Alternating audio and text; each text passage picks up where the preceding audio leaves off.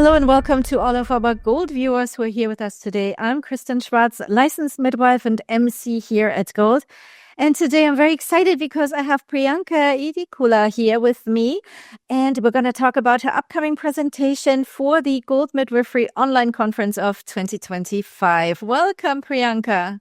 Thank you, Kristen, so much. It's wonderful to have you here back at Gold. And your presentation is titled Insights from Traditional Practices, Exploring Ayurvedic Wisdom for Post-Partum Wellbeing. That's a wonderful title. I can't wait to hear more about that. But first, let's talk about you. You are, of course, a midwife. You have a birth center in India. So tell us a little bit about your work and your center. Right. So Birth Village has been in operation for the past 16 years right now.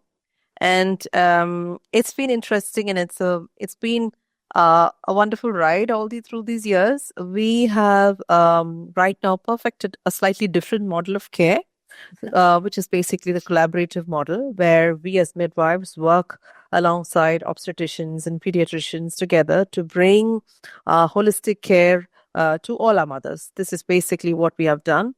Maybe something I can say unique about our model is that in terms of management, it's midwives who are sitting on the top. So we have, I think it's one woohoo for all the women out there. So I think that's something that we feel quite proud about, because that is something that we really, really wanted to achieve. At the same time, I'm very, very grateful for all the medical help that's coming in whenever we require assistance. At the same time, to keep it respectful. I think that's the challenge that we all face, right? Yes. So I think we're doing pretty well. Our natural birth rate from 2010 to 2023 is around 91.4%. Wow. Fantastic. Wow. It feels like you have the perfect model there. We need to replicate that everywhere around the world. It sounds absolutely fabulous. Yeah. Really model to strive for. So yeah, the amazing work you're doing, and you're using a lot of course, Ayurvedic medicine. Can you tell us a little bit, what is that for the people who have no idea what that is? Yeah. So Ayurvedic is, in fact, as old as time. That's how I would like to put it. It's way, way older than Western medicine. And it's been around for ages. And of course, it is from the heart, like from heart of India, actually. And I should say that actually its roots are very strong from the state that I come from, which is Kerala. We are down south. So Ayurvedic practices, interestingly, a lot of us at home do a lot of these practices at home without even knowing they're part of Ayurveda, actually. You know, it's kind of running in our blood that we do certain home remedies. Maybe you have a cough, maybe you have a cold, and we do something. We pick our herbs from the kitchen and we just solve our issues at home. But not really knowing where this is coming from or what's exactly the science behind it. A lot of us kind of just see it like one of those everyday things. So what we tried in terms of birth and for mothers is that how can we bring these elements back? Because like me, like my colleagues in India, or whether we are doctors or nurses or midwives, we're all schooled actually in Western medicine or modern medicine. Let's put it that way, because that's where the world wants to go, which is great. But the whole idea is we need to remember the healing aspects of our culture as well.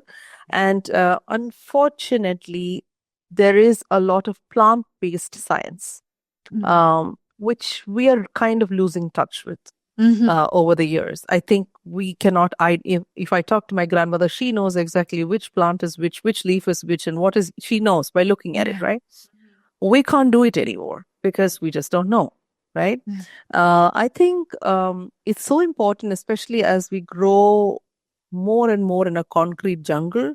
This is going to be really, really important. Yeah, absolutely. You know, so I think for our mothers, whether it's during births, post births, I know my title of my presentation talks a lot about postpartum, which it is, but I have tried to bring a few things that also prenatally that we can, you know, kind of show the world what we have. So I think there's a lot of wisdom that we can explore, and I'm very happy to bring what Ayurveda means from our country to the audience that's listening in. Absolutely beautiful. It sounds like something, I assume not every plant or herb we here, depending on where we are in the world, might have access to. But That's however, right. it also feels like to me to remind us of our own cultural wisdoms wherever we're around the world, right? There's a Yes. lot of indigenous wisdom. There's a lot of, depending on where we are. And looking back also to what do we have, Yeah. and as you mentioned, there's so much plant wisdom, there's so much healing properties in plants, in oils, in massages, and this whole holistic view also of pregnancy and postpartum, right? I feel like what you're telling me is it's so much more than herbs, right? There is much more to it. It's like this whole also culture. Yeah, when you and I were chatting earlier, you mentioned to me, can you remember what you told me about this very purified, clear that was washed over and over? Yeah.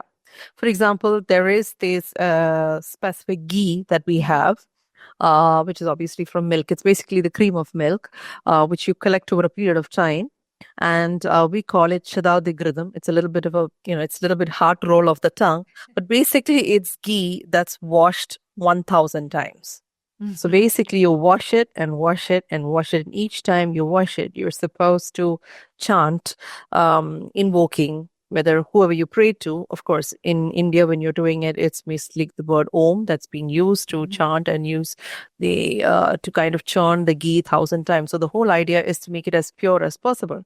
Now, what's the use of this is basically, it's a much purer alternative in my mind to the simple lanolin cream. So that all mothers, we know so many mothers with, who have nicks and bruises during the breastfeeding period. This works wonderfully on the skin. It's not toxic. There's no chemicals. There's no preservatives. It's one of the best things that we can offer. It's so simple, but like I mentioned earlier, it's again something that's very overlooked, even my own country. Yeah. The simple things are, often the best, but they're overlooked because, again, big companies can't make money from them, right? Like, this is something that's very simple. We can make it home possibly, right? But so it's important to bring that back. Now, it's also important to mention that some herbs might be, or oils might be not appropriate during pregnancy and maybe postpartum with regards to lactation and such. What can you guide us a little bit of what to look at if we're looking at using herbs? I'm quite clear that, when we use any plant-based products, we need to be very sure first to use it like really minimal quantities first. Even it's almost like a patch test.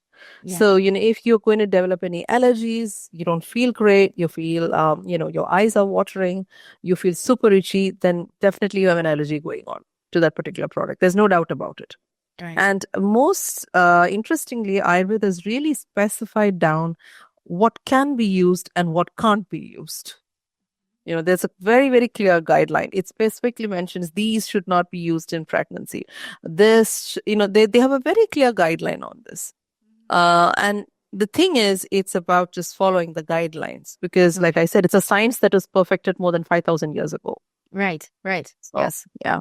Fantastic. So guidelines are good. So perfect. Wonderful. That sounds fantastic. So before I let you go, Priyanka, what do you hope our viewers will take away from your presentation?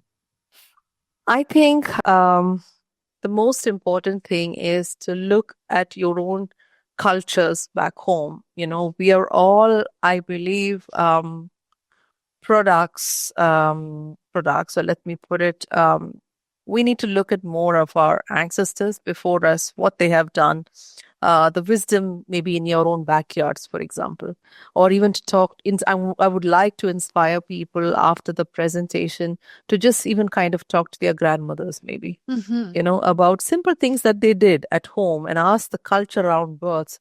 It's very simple. For example, if you have your mom who was born at home or your grandmother who was born at home, how did they manage to heal postpartum? What did they do?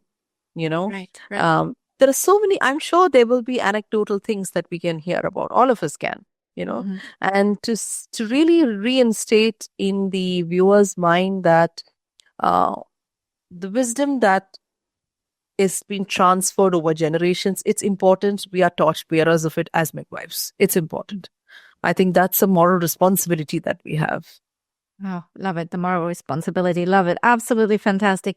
Thank you so much, Priyanka, for being here with me today and talking about the wonderful work you're doing about Ayurvedic practices and about your presentation here for the Gold Midwifery Conference. Thank you so much. Thank you. Thank you, Priscilla. And now some information for our viewers. This presentation will be live on February 11th. And if you would like to find out more about this presentation and all the other presentations in our conference, please visit goldmidwifery.com. Next week, we get started with our free and open access keynote presentation. So we hope to see everyone there. Thank you, everyone, and have a lovely rest of your day wherever you are in the world. Bye-bye. Bye-bye.